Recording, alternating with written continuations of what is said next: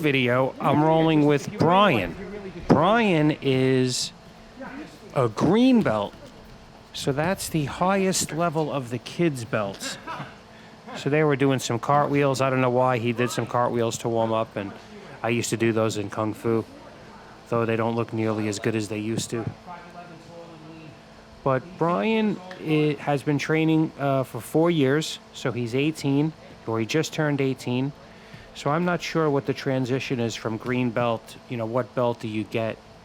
I think it might be blue belt. So he's 140 pounds. He's lighter than me. And I just told him I think I've been training almost as long since he was 2 years old. So there I could have took his back.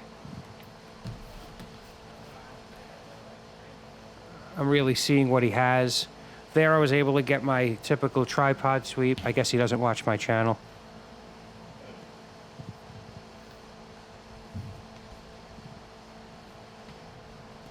So here I'm trying to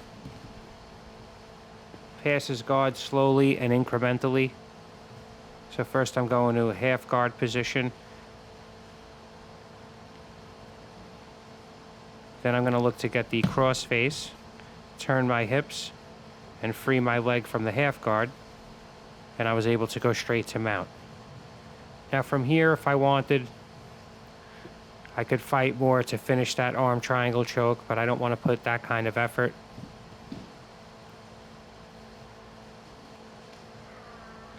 So I'm pulling up his arm. I'm just seeing his reactions right now. As you can see, I'm not sliding my knee up. I'm not trying to really attack with my body. I'm just seeing what his wrist fighting is like. So there he tried to entangle my arm and I pulled it away. Now I'm in north-south. He pushed me off. I went to knee on belly. It's easier to cover that space that he's just made by going to knee on belly. Here I'm not crushing him. I'm just doing enough to hold him down. And I have the Americana, which he's not tapping from, so I let him spin out of it, and I went to his back. This is what I mean about transitional jiu-jitsu. Instead of forcing something. So here I take under control of his arm, and I have him in the body triangle, and I went right to the rear naked choke, which he was tough on. I could have arched his back to finish it, but I was being polite, so I simply put my left hand, pushed it into the back of his head to push his neck into the choke, and then he tapped.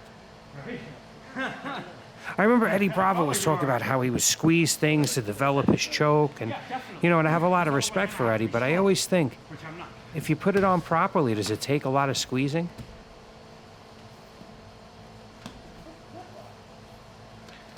So here we go, my favorite position, open guard. I was looking for the dummy sweep there. He's looking to step over my knee, but I have control of his foot. He needs to break control. So I have that left foot controlled. It's such a feeling of security for me. And there I was able to just shin sweep him over. Very relaxed. I didn't even try to come up. There's my famous tripod sweep.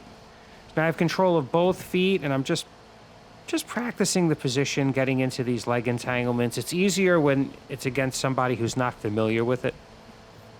It gives me more room to work, more room for error. That was a good escape, the way he spun around and pulled his foot out.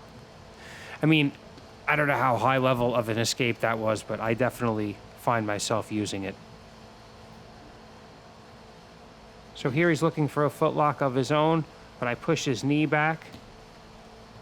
He's grabbing the back of my head with a strange backhand grip. I'm in like an X guard. I'm looking for X guard. When I'm here, I'm nice and relaxed. I know I'm going to get the sweep. I think getting to X guard is the hardest part. The sweep is easy once you're there. Or an ability to wrestle up. So here we're continuing with the round, even though it ended. We're in a class. Here I'm wrapping his arm behind his back. and I got the Kimura, it looked like. He's very flexible, so I thought maybe his arm could have kept going. I was a little bit surprised when he tapped. But it's good to tap early on that type of submission, I'm explaining, because once you go past a certain point, it's very easy to get major damage. So here already, I could have done the tripod, but I went and I underscooped his leg and pretty much invented that sweep on the spot. I'm sure it existed, but for me it was new and experimental. So now I'm keeping his elbow off the floor, and I just finished him with the wrist lock. I normally don't do that, but he tapped pretty quickly, but his arm was extended and it was just so easy to catch it there.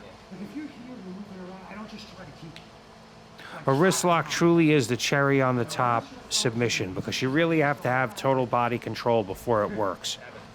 Whereas many times I see in Japanese jiu-jitsu somebody standing getting put in a wrist lock, and I'm thinking that's not going to work because the person could still jump all over the place.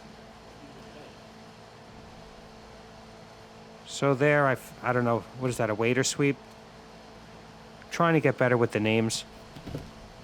So there, that's just a very basic throw the legs to the side, and as he spins, you go to that side pass.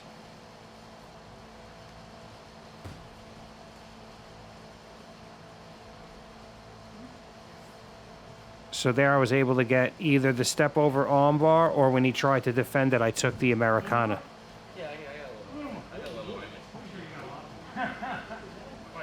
So I asked him if he has a little bit more in him. He says, yeah, I have a little bit more. I said, you probably have a lot more. I know I wish I started at 18. So there, the very casual tripod sweep to pass. This is like what I do.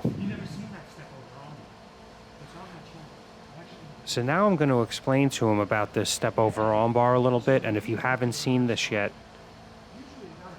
I find this armbar to be very effective, and you don't lose position if he escapes it. Also, when he brings his other arm up to defend, you could just take the Americana.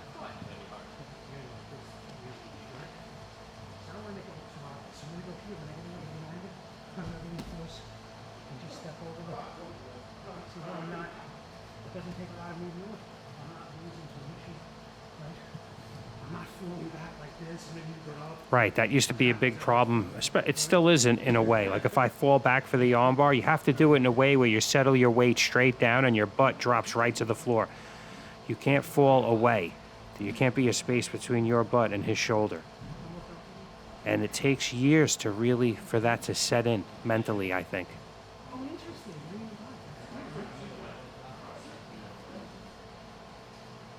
So here he's telling me he's a green belt with a black stripe, which is the top of the kids' ranks.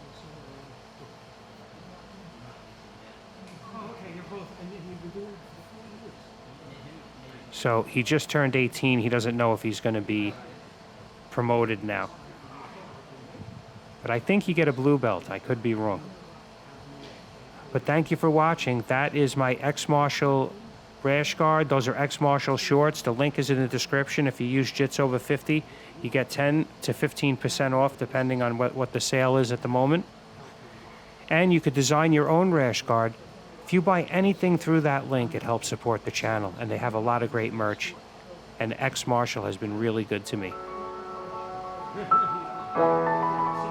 So please give it a look. Or if you just want to buy me a coffee, that's cool too. Thank you for watching, everyone. I hope you enjoyed this episode. Please like, share, and if you haven't already, subscribe.